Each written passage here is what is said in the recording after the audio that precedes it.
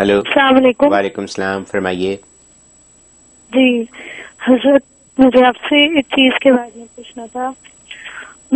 आजकल कुछ टाइम से मेरी कैफियत ऐसी हो गई है, मैं जब भी नमाज पढ़ने खड़ी होती हूँ बहुत उससे खड़ी होती हूँ कि मैं कोई गलती नहीं करूंगी, पर मुझे हमेशा ऐसा लगता है जब मैं नमाज पढ़ती हूँ कि मुझसे गलती हो गई। शायद नहीं भी हो तो भी मेरी कैफियत ऐसी रहती है, नहीं मैंने पढ़ने में कुछ गलती कर दी।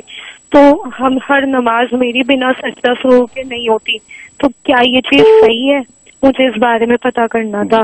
मैं इस चीज को लेकर बहुत डिस्टर्ब रहती हूँ। मुझे ऐसा लगता है वाहिद यही तो चीज है जो हम जन्नत में जाने के लिए कर रहे हैं, तो क्या इस चीज से मतलब वहाँ का मेरा बहुत खराब हो रहा है? मैं ये जानना चाहती हूँ। बहुत शुक्रिया। थैंक यू जी। बहुत अच्छा सवाल किया आपने, और ये ऐसा पेश आता है, लेकिन असल में एक शैतान है, ये वो वसवसा डालता है नमाज में। इस तरह वुजू में वसवसा डालने वाला एक शैतान है, नमाज में वसवसा डालने वाला कि गलती हो गई, ये हो गया। तो ये वसवसे अगर कोई आया आप पे, उसका एतबार ना करें, उस वसवसे में ना पड़े। हाँ, वाकई को गलती हो गई तो ठीक है, उसका सजदा साहब आप कर लें, वो उसका इजाला अपनी जगह पर है।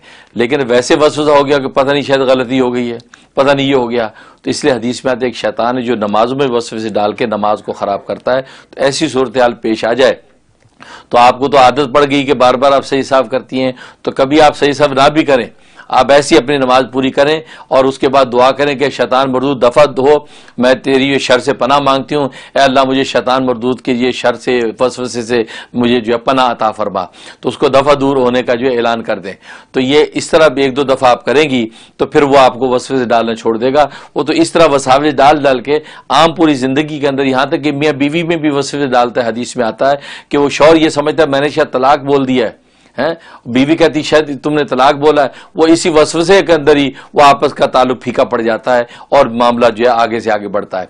इसलिए आप ऐसे वसवसे आए तो शैतान को दफा दूर करके आप सलाम फेरें और कहें कि या अल्लाह तू नमाज कबूल करने वाला है, और शैतान मरदूद तू दफा हो, मेरा अल्लाह रहीम है, खुद ही कबूल करेगा, गलती हो गई, वो गलती के बावजूद कबूल कर लेगा, तुझे क्या है।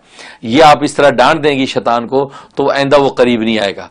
और उसके अलावा आप ला हौल वला कुव्वता इल्ला बिल्लाह ये मगरिब के बाद 101 दफा पढ़ के अपने सीने पे फूंक लिया करें।